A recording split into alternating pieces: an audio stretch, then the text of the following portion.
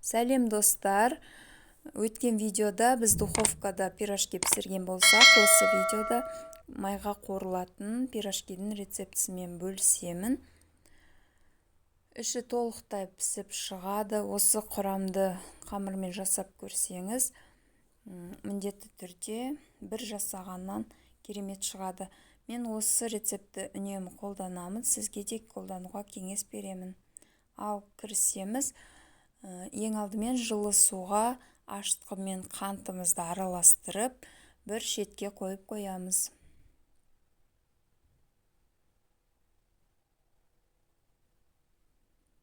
Енді үлкен ыдысымызға жылытқан айранымызды құйып, бір шай қасық тұз салып, бір жұмыртқаны қосып араластырамыз.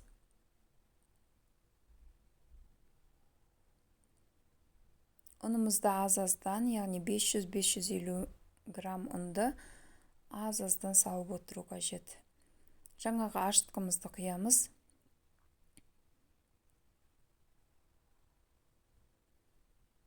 Қамырымыз қатты болып кетпеу керек, сондықтан ұнды міндетті түрде аз-аздан қосып отырып, июін қандырып, қамыр илейміз.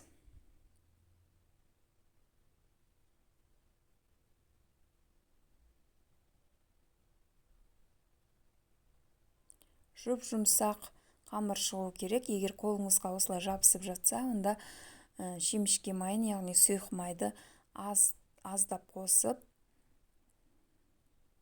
5 минуттай тағы да илеп аламыз.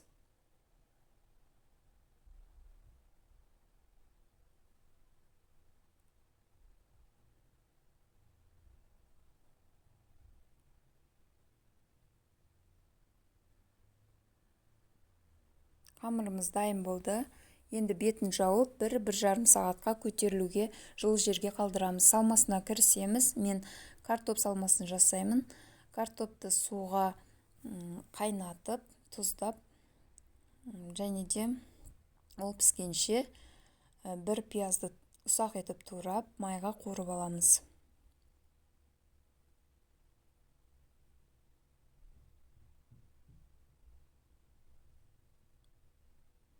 Салмасын әртүрлі етіп жасасаңыз болады, етпен, орам жапырақпен.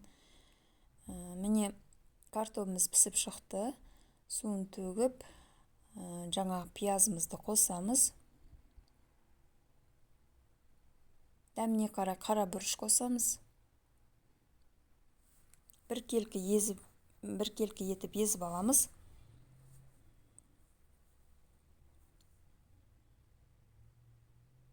Дайын салманы міндетті түрде суытып қоясыздар.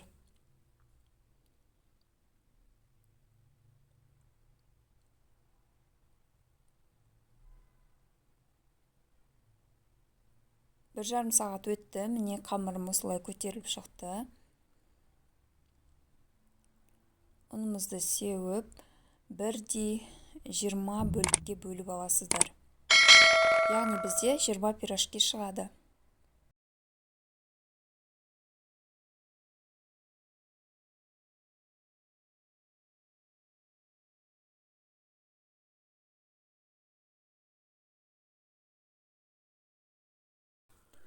Барлығын домалақтап дайындап аламыз.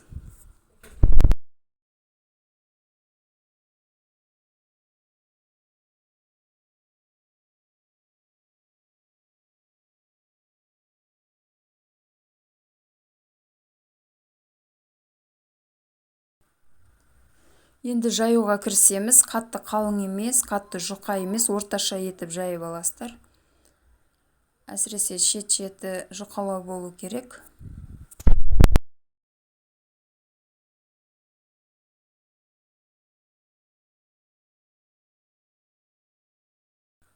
Салмамызды салып, ақырындап түйіп шығамыз.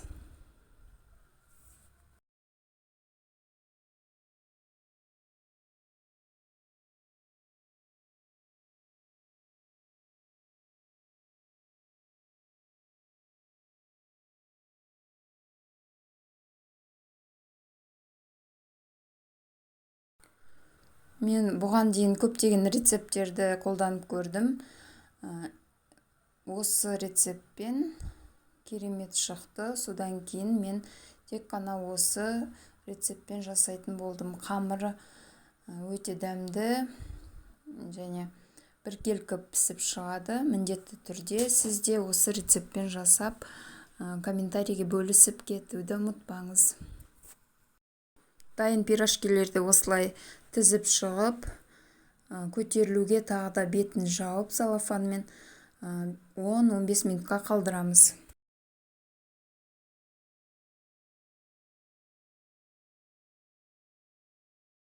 Пирожкилеріміз көтерілгенше майды отқа қойып қыздыра беріңіздер.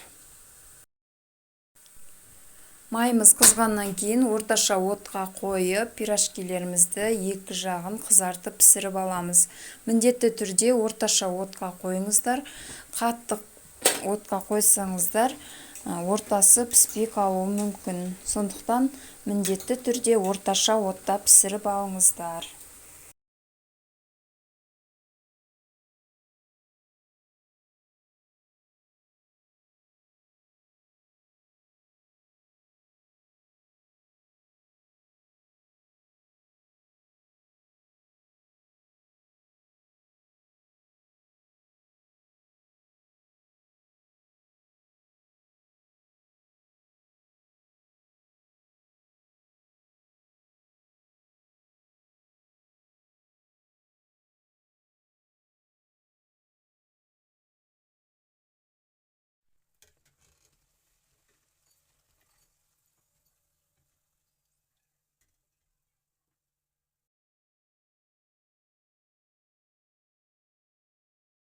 Пісіп шыққаннан кейін қағаз майлықты төсеп, майын сорғытып аласыздар. Достар, басқа да видеоларды жіберіп алмас үшін каналға тіркеліп, қоңыраушаны басып кетуді ұмытпаңыз. Рахмет.